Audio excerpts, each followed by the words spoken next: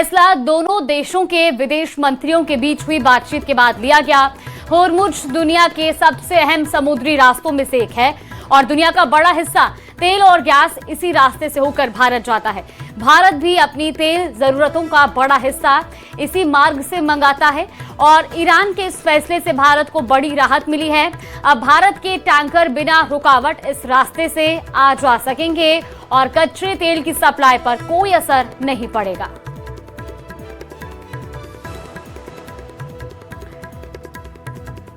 तो देखिए, विदेश मंत्री से बातचीत के बाद यह फैसला लिया गया है और युद्ध के बीच भारत के लिए एक बड़ी राहत की खबर है, क्योंकि अब ईरान ने दरअसल भारत के झंडे वाले टैंकरों की आवाजाही जारी रखने की बात कही है और टैंकरों को गुजरने की इजाजत दी है। विदेश मंत्री स्तर की बातचीत के बाद यह फैसला लिया गया है।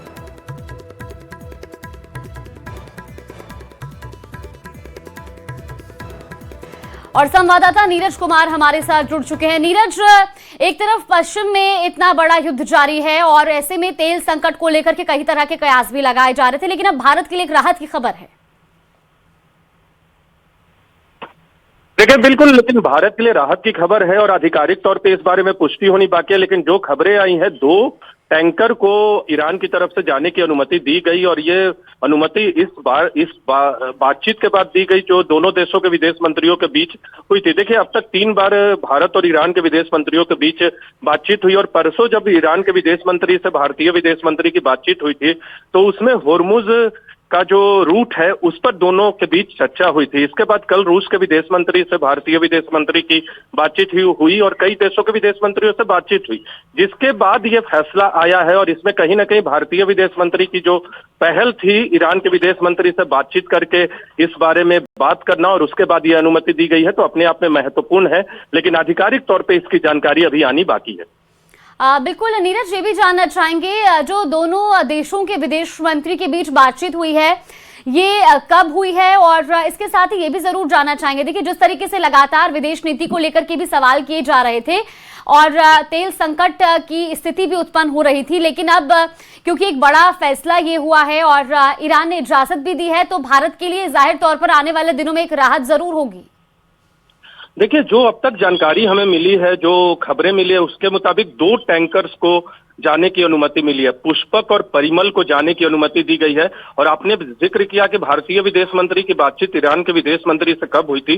परसों ईरान के विदेश मंत्री से बातचीत हुई थी और वो आखिरी बातचीत थी दोनों देशों के विदेश मंत्रियों के बीच में। इससे पहले भी दोनों नेताओं के बीच में 2 बार बातचीत हो चुकी थी, लेकिन ईरान के विदेश मंत्रालय की तरफ से जो आधिकारिक बयान आया था परसों, उसमें इस बात का जिक्र था कि दोनों विदेश मंत्रियों की बातचीत में स्ट्रेट ऑफ होर्मुज में सुरक्षा व्यवस्था को लेकर चर्चा हुई। वो यातायात का जो मार्ग है वो सुरक्षित रहे, इस मसले पर भी दोनों नेताओं के बीच बातचीत हुई। और इसी के बाद जो है ये खबर सामने आई है कि 2 टैंकर्स को ईरान ने जाने की अनुमति दी है। नीरज, लेकिन अभी तक भारतीय सरकार की ओर से इस पर कोई आधिकारिक बयान जारी किया गया है क्या? देखिए, आज 4 बजे भारतीय विदेश मंत्रालय की प्रेस कॉन्फ्रेंस है। हर हफ्ते इस तरह की प्रेस वार्ता विदेश मंत्रालय की तरफ से आयोजित की जाती है। मुझे इस बात की उम्मीद है कि जब इस बारे में सवाल पूछा जाएगा तो वहां विदेश मंत्रालय की तरफ से ये जानकारी जरूर सामने आएगी।